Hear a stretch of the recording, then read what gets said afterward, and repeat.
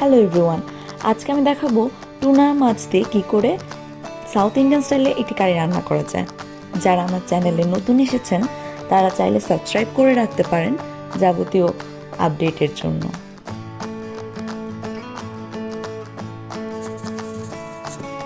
প্রথমে আমি টুনা স্টেকগুলো লবণ, হলুদ ও মরিচ দিয়ে মাখিয়ে নেব।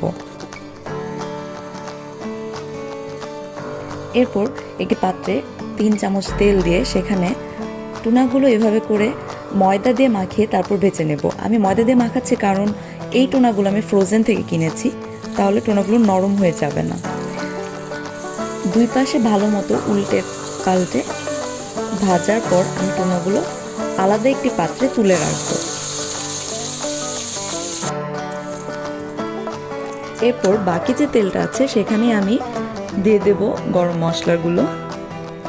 এরপর খুব ছোট ছোট করে কাটা পেঁয়াজ, আমি মাঝারি একটা পেঁয়াজ নিয়েছি। এর মাঝখানে আপনি লবণ দিয়ে দিতে পারেন ইচ্ছে মতো, স্বাদ মতো। তারপর দেবো আমি গার্লিক এবং জিঞ্জার পেস্ট। মশলা আপনি স্বাদ মতো দিতে পারেন, তবে আমি এখানে হলুদ খুব অল্প পরিমাণ দেব। বেশিরভাগ থাকবে হচ্ছে জিরা ও ধনিয়ার গুঁড়ো। তারপর মশলাগুলো এরকম আস্তে আস্তে নেড়ে চেড়ে তারপর দিয়ে দেবো আমি আধা কাপের মতো জল দিয়ে দেব। এবার আমি আঁচটা আরেকটু বাড়িয়ে তারপর ভালো মতো কষিয়ে নেব মশলাগুলো। যখন আমি দেখবো ধীরে ধীরে তেল উঠে এসেছে, তখন আমি অল্প একটু পিনাট বাটার দিয়ে দেবো। আপনারা চাইলে পেস্তা বাদামের পেস্টও ইউজ করতে পারেন। তো দেবো আমি মিষ্টি দই, অনেকে টক দই এবং চিনিও অ্যাড করতে পারেন। তারপর দিয়ে দেবো আমি হাফ কাপ কোকোনাট মিল্ক। এই নারকেলের দুধটার কারণে টুনার সেন্টটা ডিফারেন্ট আসে, তখন এটা সাউথ ইন্ডিয়ান একটা স্মেল আসে। এরপর আমি আস্তে করে টুনাগুলো ছেড়ে দেব।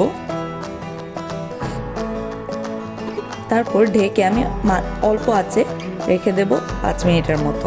5 মিনিট হয়ে গেলে দেখবেন পানিতে এরকম বলক চলে এসেছে।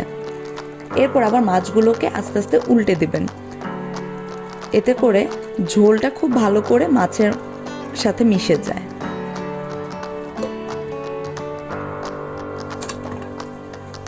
তারপর আমি দিয়ে দেব ধনে পাতা কুচি আর কাঁচামরিচ, আর সবার শেষে আমি দিয়ে দেব আধা চা চামচ গরম মশলার গুঁড়ো। তারপর আবার মাখিয়ে আমি ঢেকে দেব। যখন ঝোলটা কমে আসবে তখন আমি একটি পাত্রে পরিবেশন করে নিয়েছি। আপনারা চাইলে ঝোল আরও বেশিও রাখতে পারেন। আশা করি ভালো লেগেছে।